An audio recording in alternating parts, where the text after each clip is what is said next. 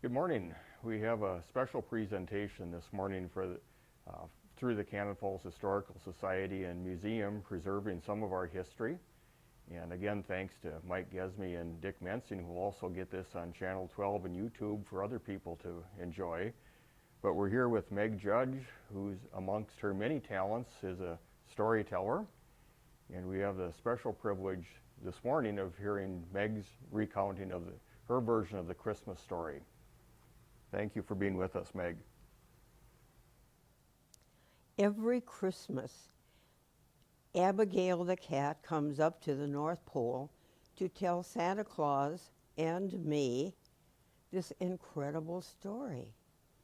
She wants us to know that Christmas is not all about the stuff. It's not all about presents at all. There is this awesome story. I was there at Bethlehem, and I saw this story happening. And there are other animals that will vouch for me. Juniper the donkey, Grumpy the camel, Baa the lamb. Not even the mouse can say that I was there. Boys and girls, think what it would be like if you had been there, right there in the stable, watching this story unfold. Open up your listening ear and open up your listening heart, and maybe you'll hear something about Christmas that you never thought of before. Let me tell you about the stable. The stable where I lived was warm and cozy, and we had such a good time there.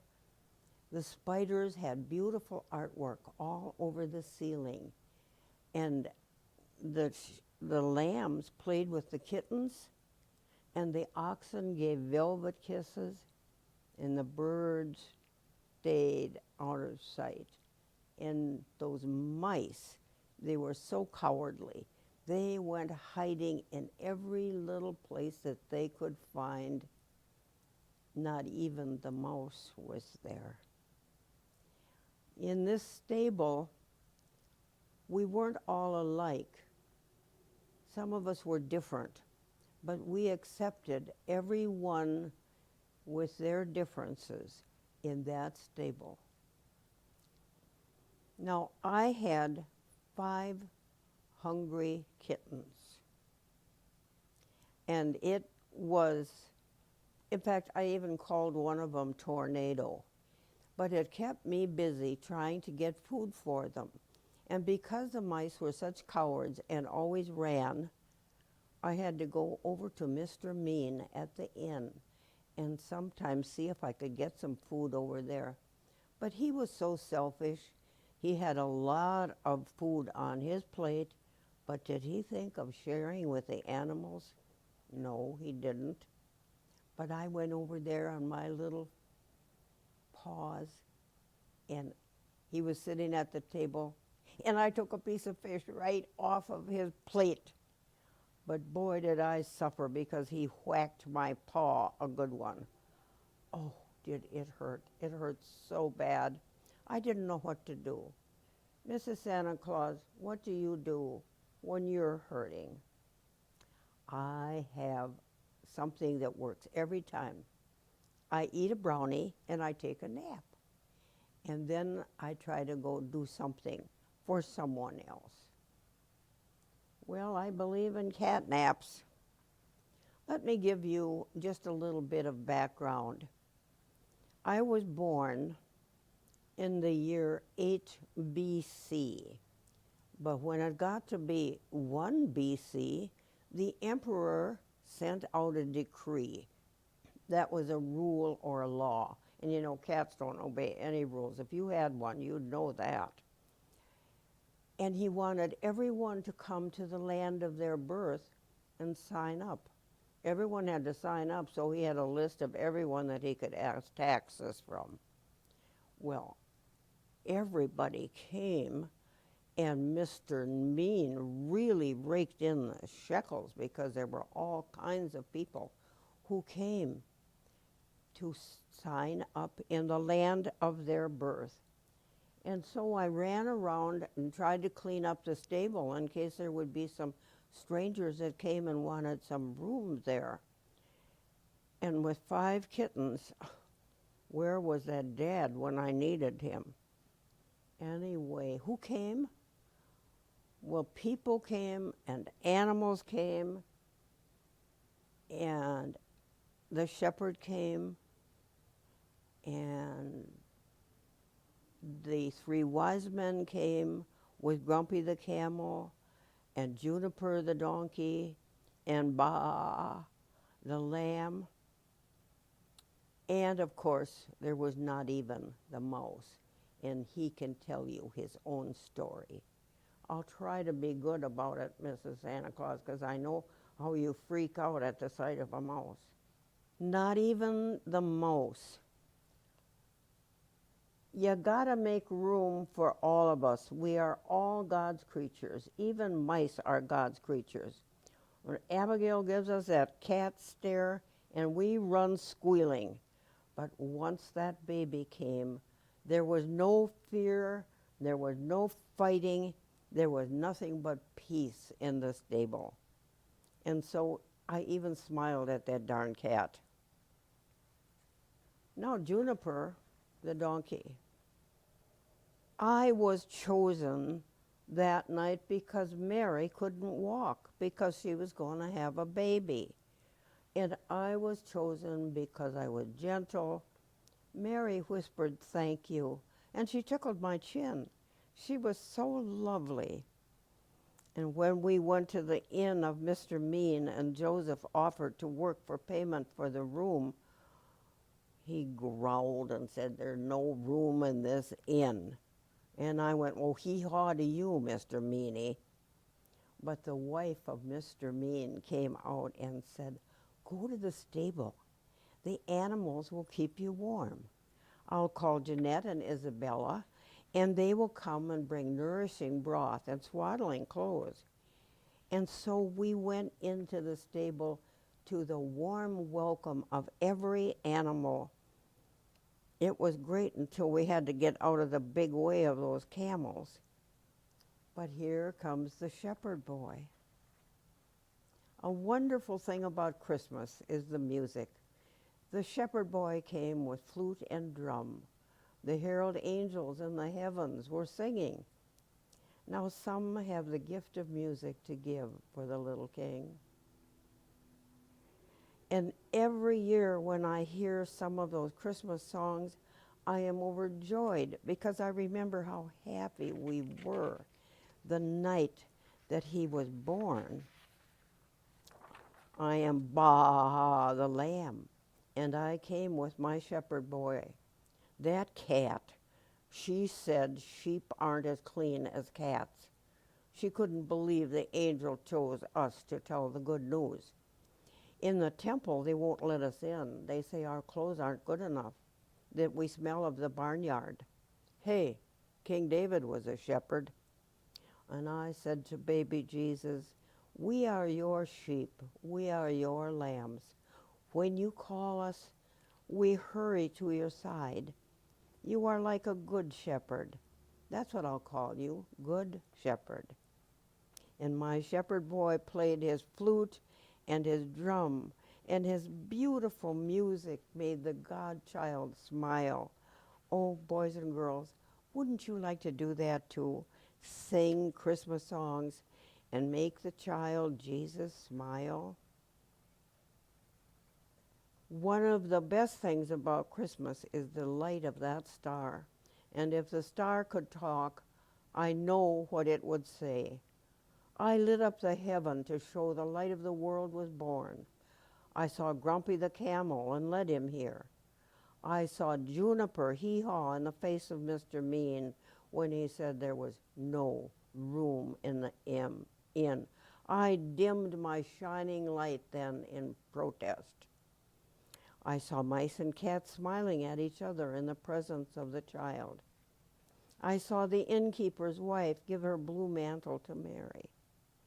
I saw Abigail dance with her broken paw healed by touching the baby. I saw the women at the crib with their gifts. Didn't I give out the most beautiful light ever, Abigail? Yes, you know I did. Were there women at the crib? Of course there were women at the crib. They were there bringing presents to the baby. They brought nourishing broth, and they brought swaddling clothes, and they had their own little gifts that they brought. They brought things from their own backyard. They had a fig tree, and they had a date tree, and they had an olive tree. So they brought a fig, and when I looked at that fig, it had little contours in it. It looked like a world. And I watched them put like the whole world at the feet of the baby. And then the ones that had the dates opened up the dates. And if you take the stone out of the dates and you press them out, looks like a heart. And so they came and they brought a lot of hearts and laid them at the feet of the baby. And one of the women took an olive branch and made a crown and brought a crown and crowned him king. And I know there were women at the crib, Abigail, because every time there's a baby born at the North Pole, Santa Claus sends me over with a hot dish. Well, here come Jesus, Mary, and Joseph. And you should have seen and felt the love in the stable when they watched that baby being born. It was like a quiet blessing all over in the stable. And what can I say about Mary's face? It was radiant. She was so sweet and so lovely. And the babe, what can I tell you about the babe? Perfectly proportioned. And what color was he?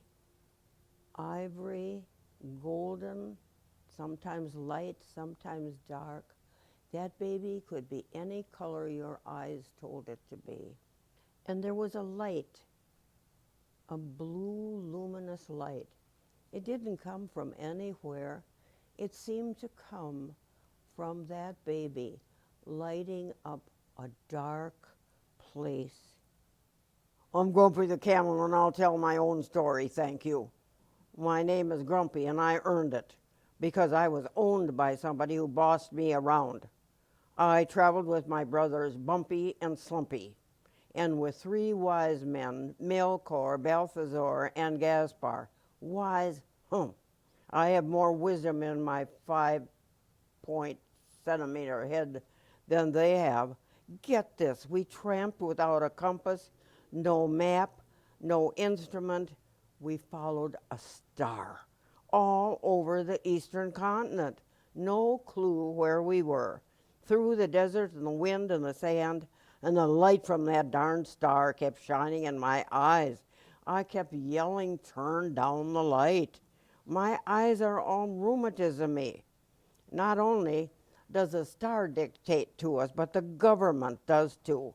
Don't listen to nobody today. It's taxes, taxes, taxes. Go pay your taxes in the land of your birth. One diddly decree after another. The government gets you coming and going. Then it was gifts, gifts, gifts. Arabia, Egypt, Africa, gotta get just the right gift. Tired as I am, when we get wherever we're going, I'm expected to go down on my arthritic knees. Camels are expected to kneel, you know. Holy dates and figs, when I get down, I can't get up again. Well, they finally asked directions of that guy named Harold or Donald or something. It was somebody who didn't want to hear about any king that wasn't him.